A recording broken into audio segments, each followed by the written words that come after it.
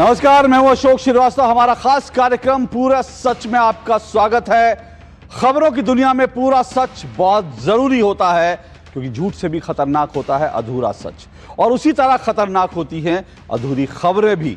इसलिए हर खबर का पूरा सच हम आपको बताएंगे, वो भी तथ्यों, तर्कों और सबूतों के साथ। तो आइए बिना देर किए देखते हैं आज का पूरा सच।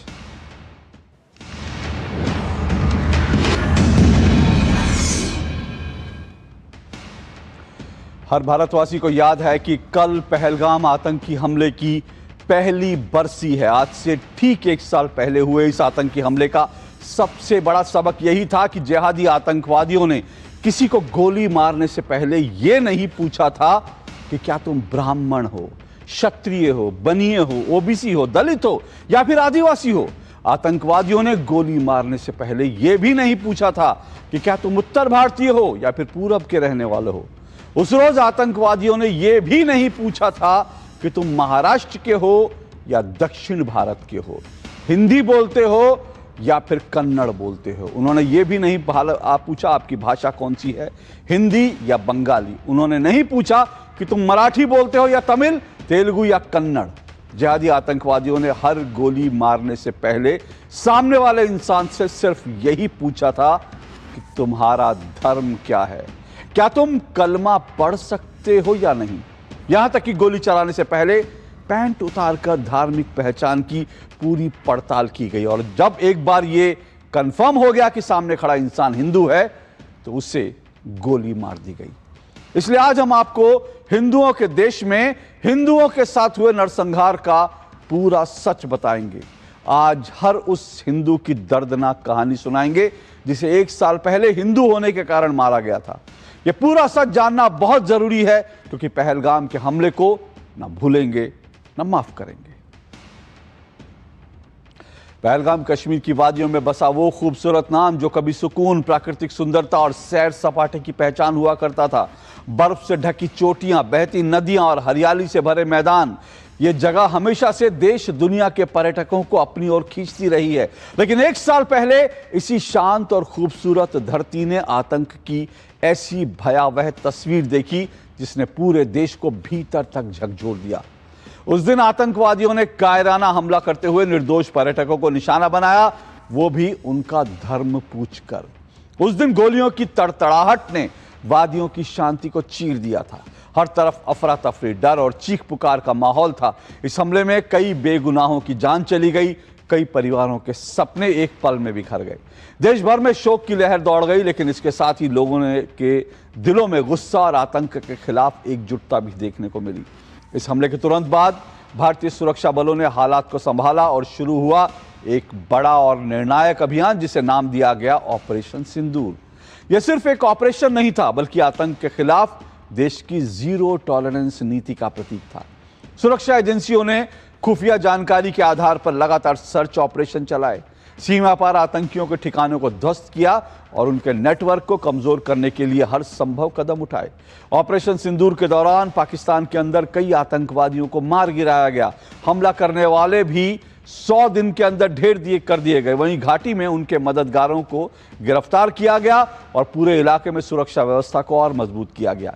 इस अभियान ने यह स्पष्ट कर दिया कि भारत आतंकवाद के सामने झुकने वाला नहीं है। हर हमले का जवाब मजबूती से दिया जाएगा और देश की सुरक्षा से कोई समझौता नहीं किया जाएगा। अब जब उस दर्दनाक हमले को 1 साल पूरा हो रहा है, तो पूरा देश उन मासूम लोगों को श्रद्धांजलि दे रहा है जिन्होंने अपनी जान गंवाई। यह दिन सिर्फ याद करने का नहीं, बल्कि ये संकल्प लेने का भी दिन है कि आतंक के खिलाफ ये लड़ाई तब तक जारी रहनी चाहिए जब तक उसे पूरी तरह खत्म नहीं कर दिया जाता। और इस बीच सबसे सुकून देने वाली तस्वीर अब पहलगाम से ही सामने आ रही है।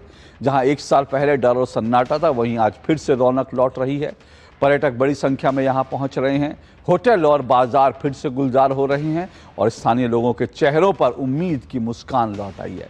पहलगाम की ये वापसी सिर्फ एक पर्यटन स्थल के पुनर्जीवन की कहानी नहीं है, बल्कि ये भारत की हिम्मत, एकता और आतंक पर जीत की एक जीवंत कथा है। कश्मीर की वादियों में बसा पहलगाम वो इलाका है जिसे उसकी खूबसूरती के कारण मिनी स्विट्जरलैंड भी कहा जाता है।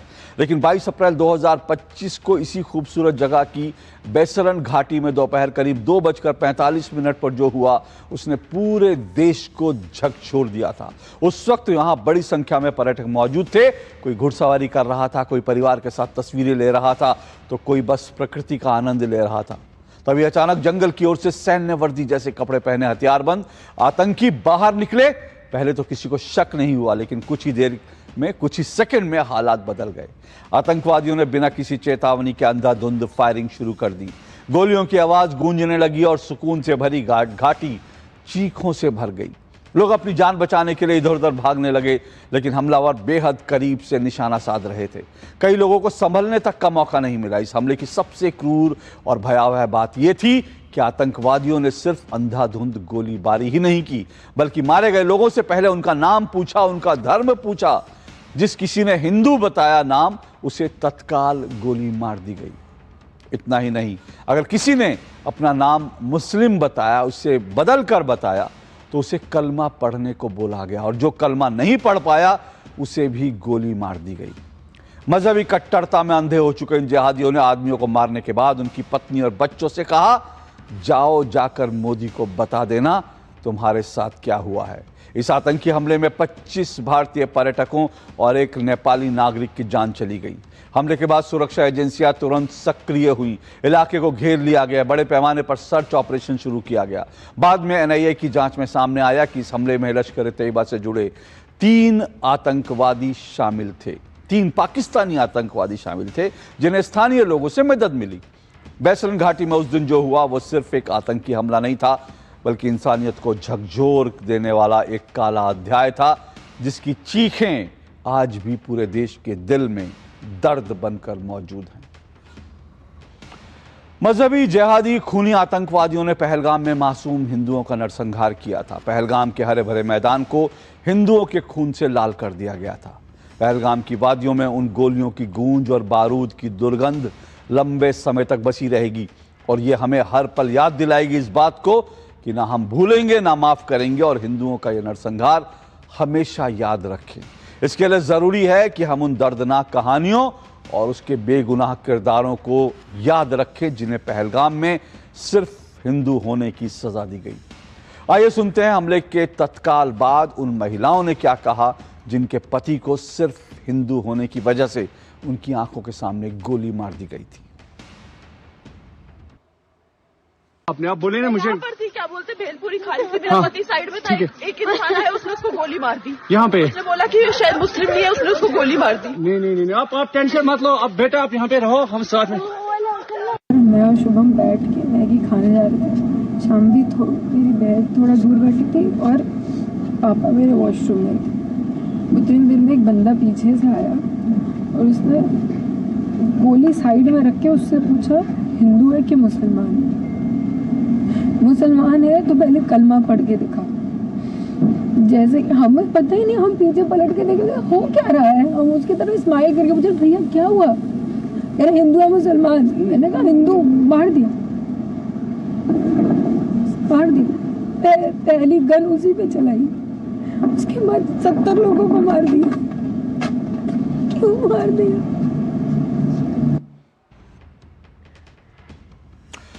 लश्कर के आतंकियों ने धर्म के नाम पर निहत्थे और बेगुनाह पर्यटकों को बेरहमी से मौत के घाट उतार दिया। इस कायराना हमले ने पूरे देश का खून खौला दिया था। भारतीय सेना और सुरक्षा बलों के लिए सिर्फ एक घटना नहीं थी, बल्कि एक खुली चुनौती थी। उन्हें हर हिंदुस्तानी को हर हाल में इंसाफ दिलाना था, वो भी जल्द से जल्द। हमले के चंद घंटों के भीतर ही सेना पूरी तरह से एक्शन में आ गई। अगले कुछ घंटों में मुखबिरों और सर्विलांस तकनीक की मदद से आतंकियों के चेहरे बेनकाब कर लिए गए। ये लश्कर तैयबा के 3 पाकिस्तानी आतंकी थे, जिनके नाम थे सुलेमान शाह, हमजा अफगानी और जिब्रान। इसके बाद बारी थी उन्हें उनके अंजाम तक पहुंचाने के लिए, जिसके लिए शुरू हुआ ऑपरेशन महादेव। यह कश्मीर के इतिहास के सबसे लंबे और खतरनाक ऑपरेशनों में से एक था। इस ऑपरेशन के तहत सेना ने सबसे पहला काम यह किया कि उसने घाटी से भागने के सभी रास्तों को ब्लॉक कर दिया, बंद कर दिया। मौत के खौफ से ये आतंकी दक्षिण कश्मीर के ऊंचे और दुर्गम इलाकों और घने जंगलों को पार कर दाची गांव के महादेव रिज की तरफ बढ़ गए। यहाँ की कठिन भौगोलिक स्थिति आतंकियों के छिपने में मदद कर रही थी, लेकिन सेना के जवानों के कदम नहीं रुके। खतरे की गंभीरता को देखते हुए इस ऑपरेशन में एंट्री हुई सेना की सबसे घातक यूनिट पैरा स्पेशल फोर्सेस की। आतंकियों की तलाश 300 वर्ग किलोमीटर के विशाल इलाके में हो रही थी। पहाड़ और घने जंगल में इंसान को ढूंढना भूसे के ढेर में सुई तलाशने जैसा मुश्किल काम था। यहीं पर हाईटेक तकनीक ने अपना जलवा दिखाया। आसमान से ड्रोन और हाईटेक इलेक्ट्रो ऑप्टिकल सेंसर चप्पे चप्पे को स्कैन कर रहे थे। आतंकियों पर ऐसा चौतरफा मानसिक और जमीनी दबाव बनाया गया कि उनका दायरा 300 किलोमीटर से सिकुड़कर सिर्फ 25 किलोमीटर रह गया। 10 जुलाई 2025 को खुफिया एजेंसियों को आतंकियों की सटीक लोकेशन का सुराग मिला। इसके बाद आतंकियों को एक छोटे से इलाके में पूरी तरह लॉक कर दिया गया। इसके बाद पैरा एसएफ की एक टीम खतरनाक और दुर्गम पहाड़ी रास्ते पर 10 घंटे तक पैदल चलकर आतंकियों के एकदम करीब पहुंच गए। आखिरकार 3 महीने की दिन रात की अथक मेहनत के बाद 28 जुलाई 2025 के दिन आतंकियों पर सरप्राइज अटैक किया गया, जिसमें आतंकियों को संभलने का, भागने का कोई मौका नहीं मिला और पैरा कमांडोज ने तीनों आतंकियों को वहीं ढेर कर दिया। तो इस तरह से ऑपरेशन महादेव ने एक बार फिर जनता का विश्वास मजबूत किया और यह कड़ा संदेश दिया कि आतंक फैलाने वालों के लिए भारत में कोई रहम नहीं है। उन्हें हर हाल में उनके अंजाम तक पहुंचाया ही जाएगा। आइए सुनते हैं ऑपरेशन महादेव की कामयाबी के बाद गृह मंत्री अमित शाह ने लोकसभा में क्या कहा था। आतंकवादी मारे गए। इनकी 3 राइफलें पकड़ी गई। एक M9 अमेरिकन राइफल थी और 2 AK-47 राइफल थी। जो कारतूस मिले थे वो भी M9 और AK-47 के भी थे, मगर हमने इससे भी संतोष नहीं माना। ये राइफलों को एक विशिष्ट विमान के द्वारा कल रात को 12 बजे चंडीगढ़ पहुंचा गया और पूरी रात फायरिंग कर इसके भी खाली खोखे जनरेट किए गए। 2 खोखों का मिलान किया गया, राइफल की नाली और निकले हुए खोखों का भी मिलान हो गया। तब ये तय हो गया कि इन्हीं 3 राइफलों से हमारे निर्दोष नागरिक मारे गए। किसी को संशय रखने की जरूरत नहीं है। बैलिस्टिक रिपोर्ट मेरे पास है, मेरे हाथ में है और 6 वैज्ञानिकों ने इसको क्रॉस चेक किया है। सुबह 4:46 पर फोन पर मुझे 6 ने वीडियो फोन पर कहा है कि 100% वही गोलियां हैं जो वहां चलाई।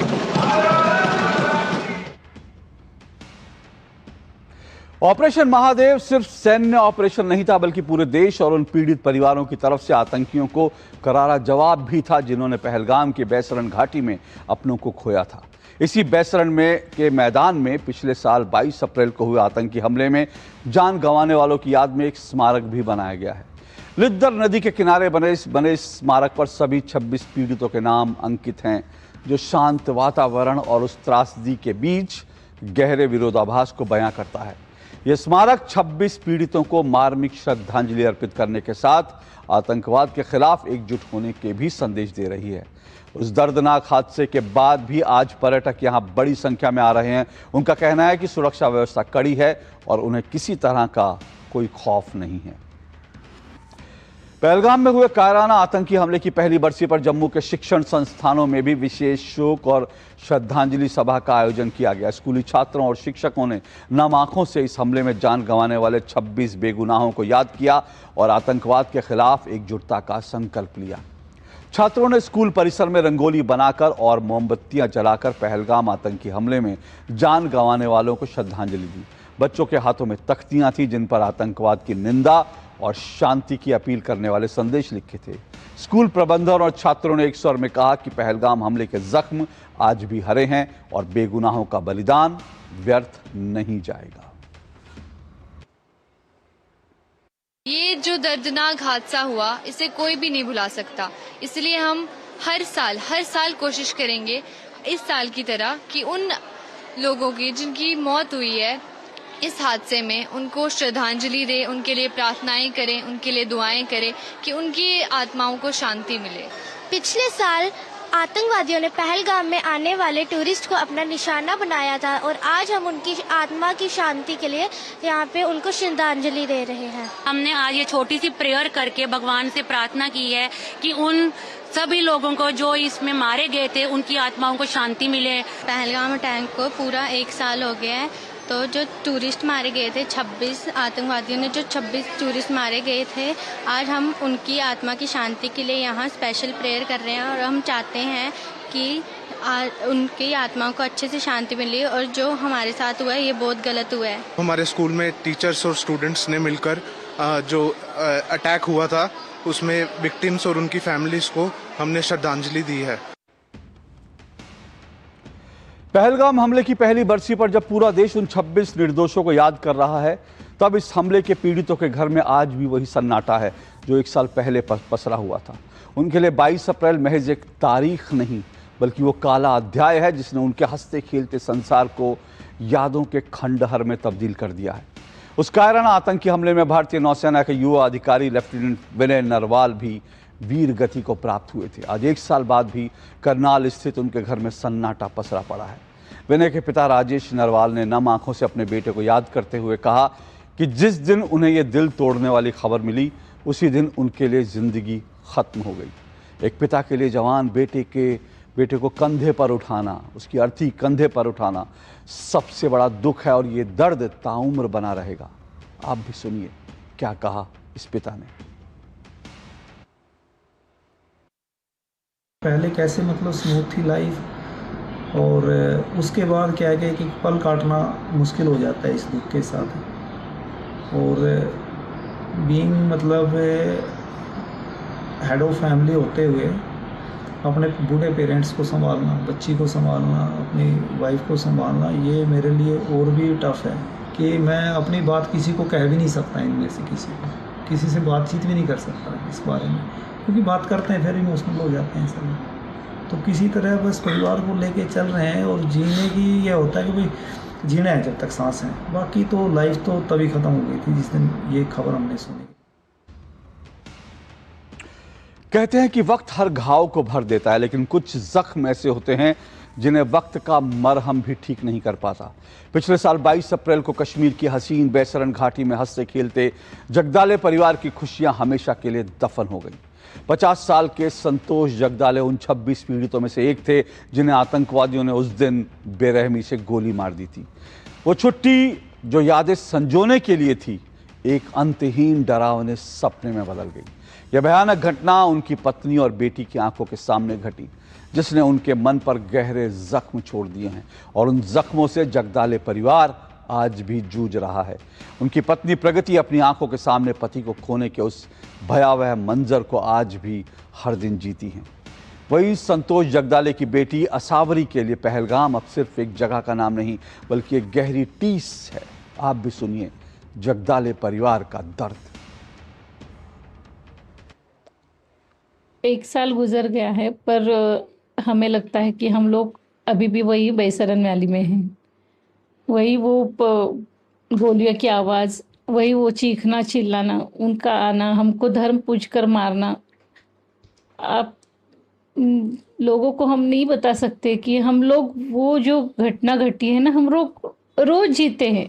पहलगाम की याद तो सबसे बुरी है, याद है जो मरते दम तक याद रहेगी, जिसको हम रोज़ जीते हैं, जिसके साथ हम रोज़ जी रहे हैं। मेरे पापा मेरे लिए सबसे एक बड़ा सपोर्ट कहूँगी मैं, एक अच्छे फ्रेंड, एक ऐसा इंसान जो हर चीज़ में मुझे राह दिखाते थे। और पूरा सच में वक्त है एक ब्रेक का, और ब्रेक के बाद आपको बताएंगे आतंकी हमले के 1 साल बाद पहलगाम के हीरो आदिल शाह के परिवार का कैसे छलका दर्द।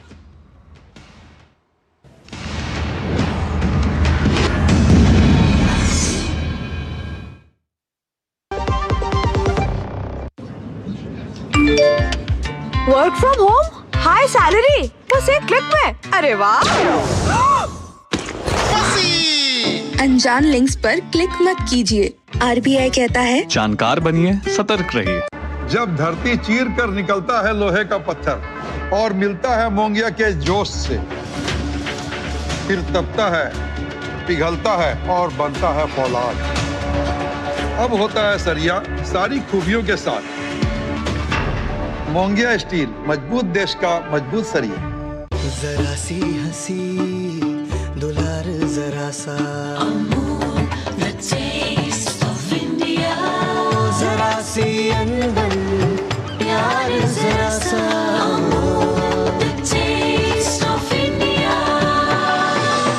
यही तो अमूल है स्वाद इंडिया का, यही तो अमूल है टेस्ट ऑफ इंडिया। छोले बने तो गोल्डी छोले मसाले, जहाँ जाएं रिश्ते बनाएं। गोल्डी लाए हैं फ्रेश लॉक टेक्नोलॉजी, जो रखे मसालों को हर समय फ्रेश।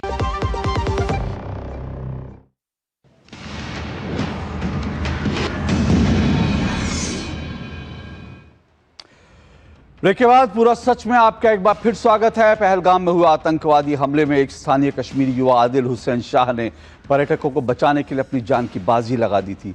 आदिल अपने परिवार के सबसे बड़े बेटे और एकमात्र कमाने वाले थे, जो पहलगाम में घोड़े पर सैलानियों को सैर करवाते थे।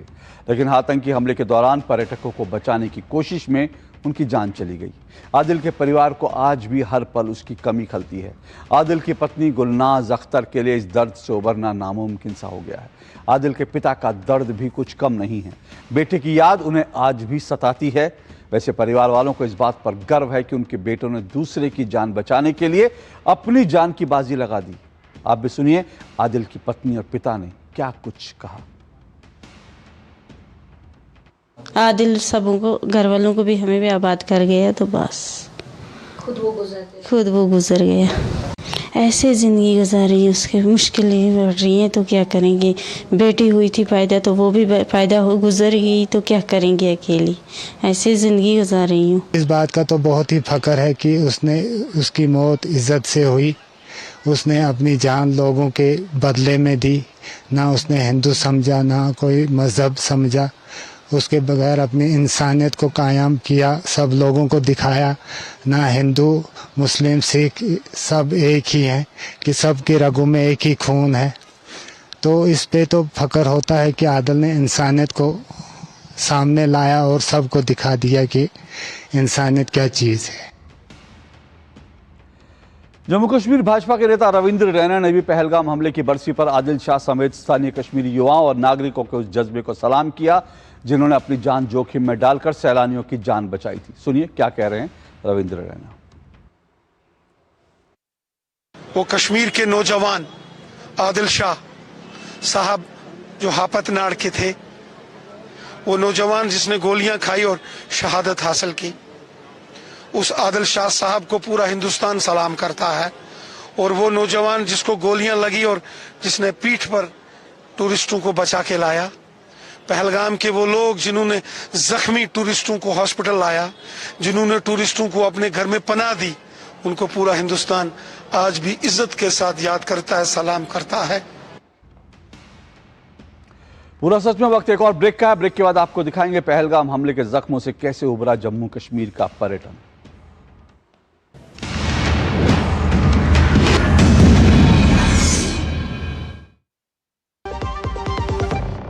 एक प्रकार से पीएम जय अब गरीबों की जय बन गई है। देश हो रहा है आयुष्मान,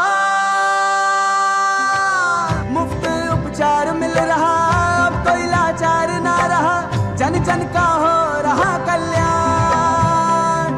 गरीबों की शान ये है स्वास्थ्य का वरदान। आयुष्मान आयुष्मान देश हो रहा। आयुष्मान भारत प्रधानमंत्री जन आरोग्य योजना के तहत करोड़ों लोग बने हैं 5 लाख रुपए के मुफ्त इलाज के हकदार। तो आप भी आज ही आयुष्मान ऐप डाउनलोड करें और आयुष्मान कार्ड बनाएं। अधिक जानकारी के लिए 14555 पर कॉल करें। पढ़ता है, खेलता है, झूलता उछलता है, दौड़ता कभी कभी दौड़ कराता है, आगे आगे बढ़ता है इंडिया, अमूल दूध पीता है इंडिया। गोल्डी छोले मसाले, जहाँ जाएं रिश्ते बनाएं। गोल्डी लाए हैं फ्रेश लॉक टेक्नोलॉजी, जो रखे मसालों को हर समय फ्रेश।